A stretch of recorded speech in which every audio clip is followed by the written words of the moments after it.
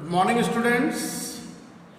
In today's class, now we are going to do process and basis of accounting. हालांकि कुछ basic terms हमारे अभी remaining है, but वो बेसिक टर्म्स हमने लाइव क्लास में हमने क्लियर कर लेंगे, उसमें कोई प्रॉब्लम नहीं है. इसलिए आज हम एक नया टॉपिक स्टार्ट कर रहे हैं, that is process and bases of accounting. एक प्रैक्टिकल फॉर्मेट में, प्रोसेस का मतलब प्रैक्टिकल फॉर्म है, जिसको हम बोल सकते हैं accounting process. Accounting process. What is the meaning by accounting process? एक ऐसा शेड्यूल या एक ऐसी प्रोसेसिंग जिसमें हम all kinds of business activity को प्रैक्टिकल फॉर्म में शो करेंगे. Accounting process is a such process in which all the business transaction or business events should be recorded in a systematic manner and properly manner. तो केवल एक diagram से मैं इसको explain कर रहा हूँ, थोड़ा नॉर्मली टॉपिक है, तो ये प्रैक्टिकल हमारे काम आएगा, इसलिए हमारे लिए इंपॉर्टेंट है.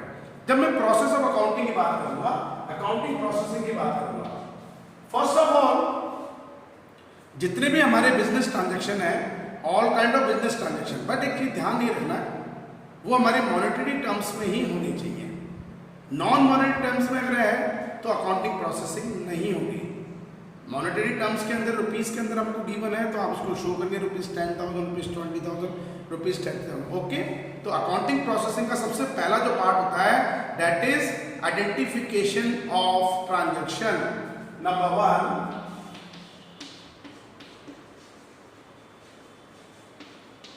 Identification of business transactions or financially transactions.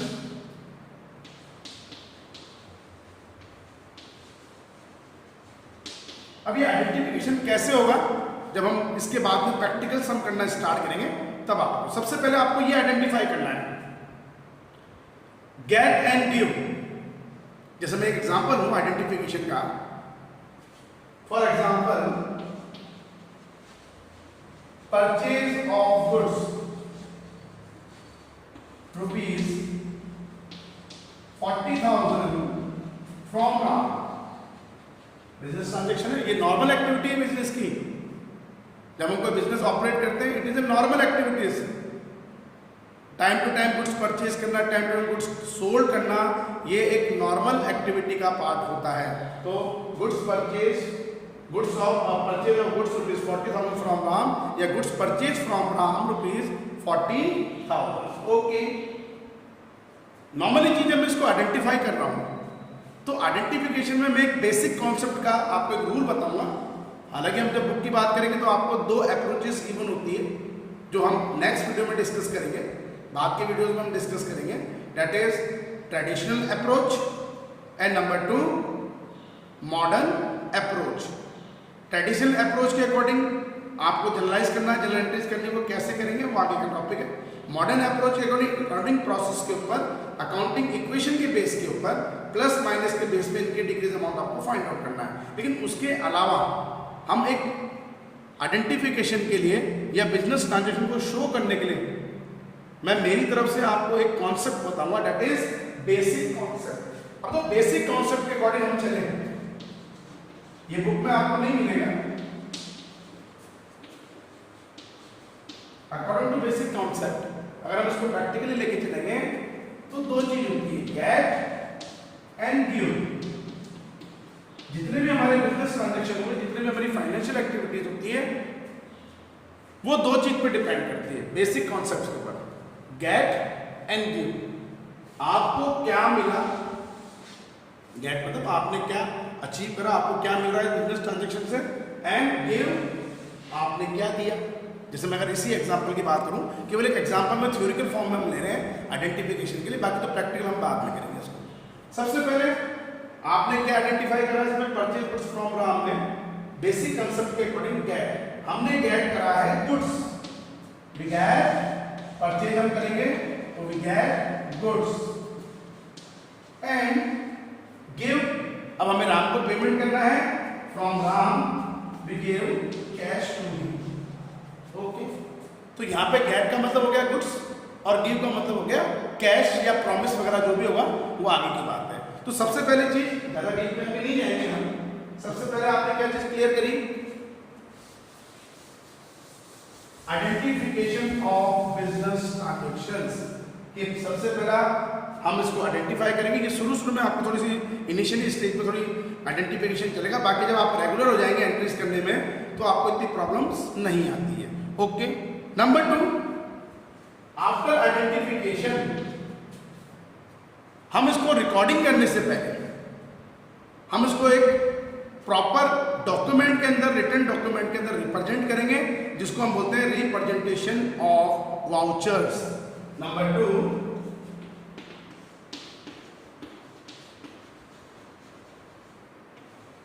Representation of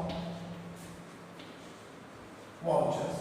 for example, ठीक है, हमने आइडेंटिफिकेशन कर लिया, मैंने राम से गुड्स परचेज करा, ओके। अब गुड्स परचेज करने के बाद में इसको मैं इसके वाउचर्स प्रिपेयर करूंगा, एक रिटन डॉक्यूमेंट प्रिपेयर करूंगा। जैसे मैंने राम से गुड्स परचेज करा, एक सीधी सी बात है, नॉर्मली एक कंडीशन है कि राम को मुझे बिल देना पड़ेगा कि सर आपने हमसे गुड्स परचेज करा, एक इसका एविडेंट ये रहा, आप ये जो है बिल ले लीजिए, वो वाउचर्स होते हैं। ठीक है, what is the meaning of vouchers? एक रिटन डॉक्यूमेंट होता है जो ये प्रूव करता है कि ट्रांजैक्शन दो पार्टीज के बीच में कितने अमाउंट का हुआ था, कब हुआ है, ठीक है ना, क्या गारंटी मिल रही है, वो सारी चीजें, that is representation of vouchers. Okay, अब आफ्टर रिप्रेजेंटेशन, हम रिप्रेजेंटेशन करने के बाद में अब एक नेक्स्ट जो हमारा प्रोसेस चलेगा, दैट इज सबसे इंपॉर्टेंट चीज, third processing, recording of transactions. Third process हमारा क्या बन गया, that is recording of transaction.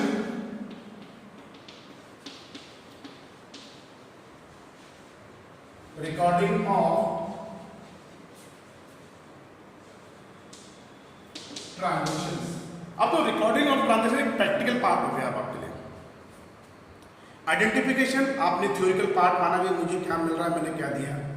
Presentation of vouchers आपने उसको प्रॉपर्ली आपने प्रूव के लिए अपने जो है रिटन फॉर्म में बिल्स वगैरह में शो कर लिया, ओके। बट अब हमारी आ रही है एक systematic books, recording of transaction. अब जब हम रिकॉर्डिंग ऑफ ट्रांजैक्शन करेंगे तो हम इसको ओरिजिनल बुक्स में भी रिकॉर्ड करेंगे, दैट इज जनरल बुक, और उसके अलावा हम सब्सिडरी बुक्स में भी रिकॉर्डिंग करेंगे। सब हमारा प्रैक्टिकल, ये हमारा प्रैक्टिकल पार्ट होके चलेगा। ओके, तो रिकॉर्डिंग ऑफ ट्रांजैक्शन आप किस में करके चल रहे हैं, in the books of original entry या बुक्स ऑफ ओरिजिनल्स, जो आपके सब्सिडरी बुक्स है, ओरिजिनल बुक्स वगैरह होंगे हमारे पास में। जैसे जनरल एंट्रीज करने के लिए मैं एक प्रॉपर जनरल बुक्स मेंटेन करूंगा, ठीक है। कैश ट्रांजैक्शन को रिकॉर्ड करने के लिए आफ्टर जनरल एंट्रीज मैं कैश बुक को ऑपरेट करूंगा, क्रेडिट ट्रांजैक्शन को ऑपरेट करने के लिए परचेज बुक, सेल्स बुक, वो आगे की कंडीशन है। तो अब एक सिस्टमेटिक तरीके से रिकॉर्डिंग। अब बेटा यहाँ सबसे इंपॉर्टेंट चीज आपको ध्यान रखनी है, ये सबसे इंपॉर्टेंट स्टेप होता है अकाउंटिंग प्रोसेस का, रिकॉर्डिंग ऑफ ट्रांजैक्शंस। आपको इसी स्टेप के अंदर मेहनत करनी है। अगर आपने ये स्टेप क्लियर कर लिया तो आप ये मान लीजिए अब अकाउंटेंसी आपको क्लियर हो जाएगी नॉर्मल कंडीशन में। अब रिकॉर्डिंग ऑफ ट्रांजैक्शन में अगर आपका स्टेप गलत हो गया, आपने ट्रांजैक्शन की गलत रिकॉर्डिंग कर दी है, इसका मतलब आगे के स्टेप भी रॉन्ग हो जाएंगे। तो रिकॉर्डिंग ऑफ ट्रांजैक्शन सबसे इंपॉर्टेंट फैक्टर होता है, सबसे इंपॉर्टेंट पॉइंट होता है अकाउंटिंग प्रोसेस के अंदर, जो बहुत केयरफुली आपको अटेम्प्ट करना है। ओके, बट अभी हमारे प्रोसेसिंग में थर्ड स्टेप हमारा हो गया recording of transaction. After recording, अब तो रिकॉर्डिंग में कंडीशन क्या होती है, आपको डे वाइज रिकॉर्डिंग करनी होती है। 1 अप्रैल, 2 अप्रैल, 3 अप्रैल, 4 अप्रैल, ठीक है। आपने 3 अप्रैल को 4 बार कुछ परचेज करा, तो आप उसको जब ओरिजिनल एंट्री में शो करेंगे, जनरल एंट्रीज में शो करेंगे, जनरल बुक के अंदर शो करोगे, तो आपको उतनी बार ही रिकॉर्ड करना पड़ेगा। तो बहुत लंबी चौड़ी बात हो जाती है कि सर एक दिन में 20 ट्रांजैक्शन है तो हमने 20 बार उसकी रिकॉर्डिंग कर ली है, लेकिन उसमें थोड़ा टाइम लगता है। अब आफ्टर रिकॉर्डिंग हम इसको समराइज करने के लिए, हम थोड़ा सा सिंपल करने के लिए एक समराइजिंग के बेस पे इसका करेंगे क्लासिफिकेशन। नंबर 4, क्लासिफिकेशन ऑफ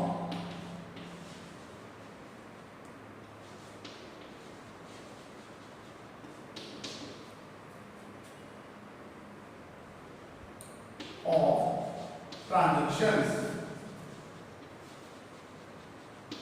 आपने जो भी हमारे ट्रांजेक्शन हमने रिकॉर्ड करे थे उसको हमने क्लासिफिकेशन कर दिया। ओके, अब तो क्लासिफिकेशन कैसे होगा?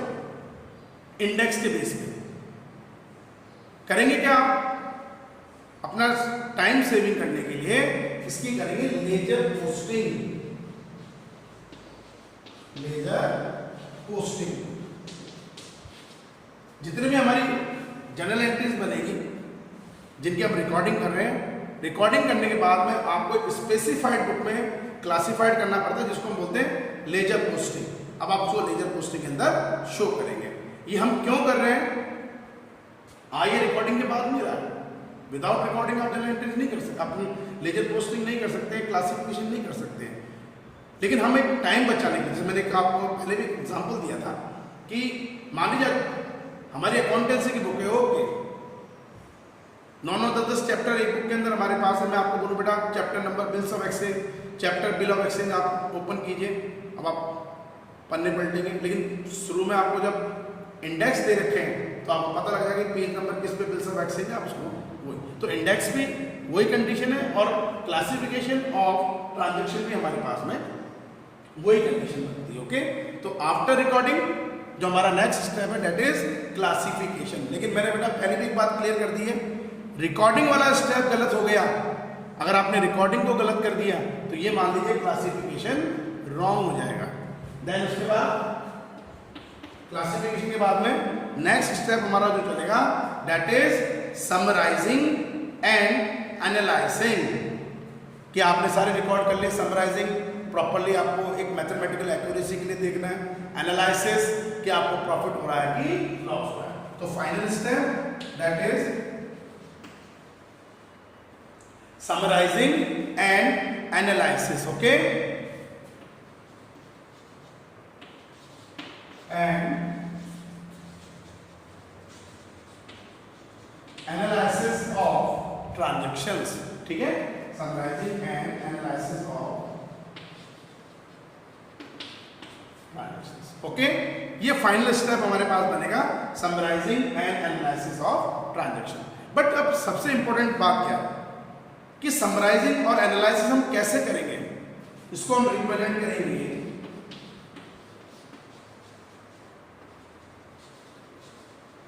Representation in trial balance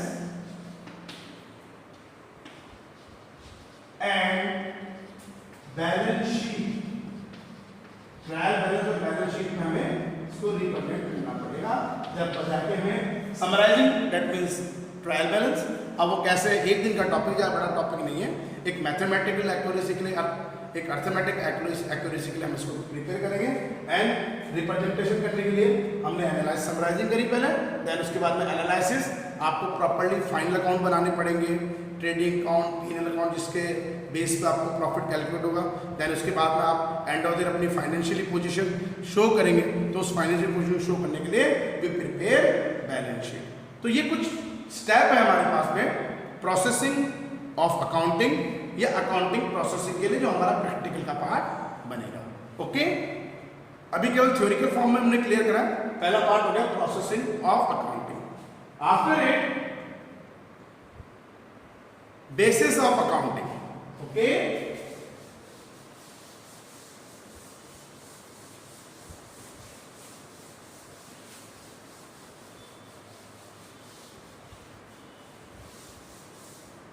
next step finally basis of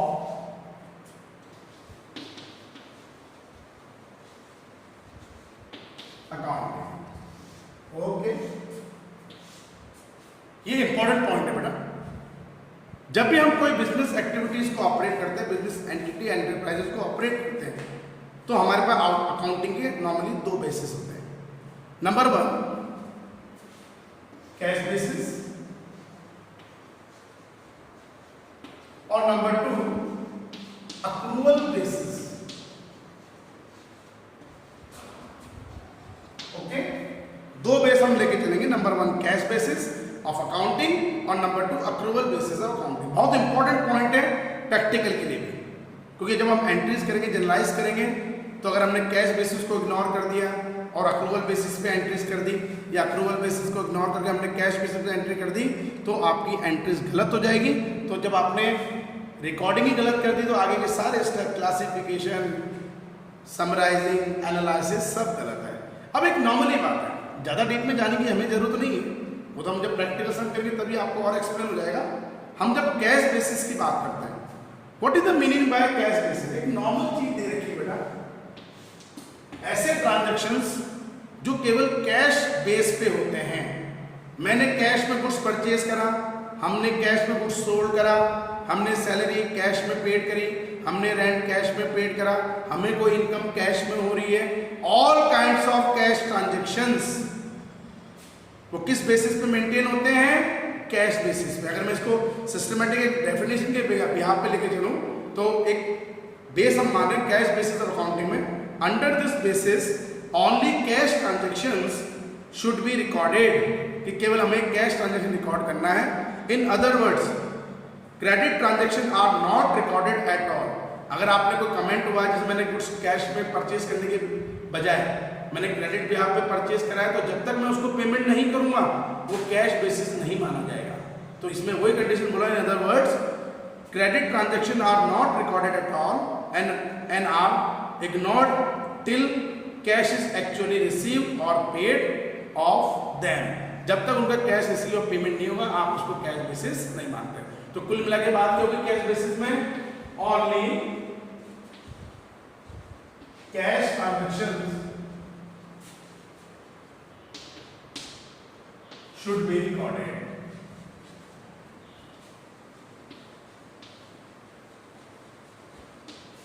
okay, number 2, second final, ज्यादा लंबी चौड़ी बात नहीं कर रहे हम, इसलिए आज की क्लास में इसको हम कंप्लीट कर लेंगे। That is accrual basis of accounting.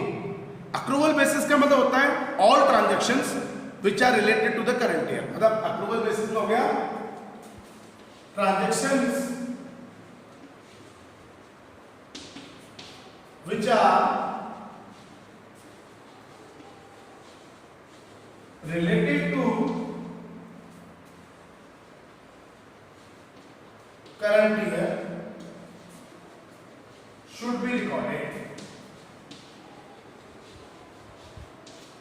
जबकि कैश बेसिस में हम केवल कैश ट्रांजैक्शन को ही ऑपरेट कर रहे हैं, लेकिन अप्रूवल बेसिस पे फाइनेंशियल ईयर जो हमने ऑपरेट कर रहे हैं, एग्जांपल ले रहे हैं 1 अप्रैल 2010 टू 31 मार्च 2011 तक हमारा फाइनेंशियल ईयर है।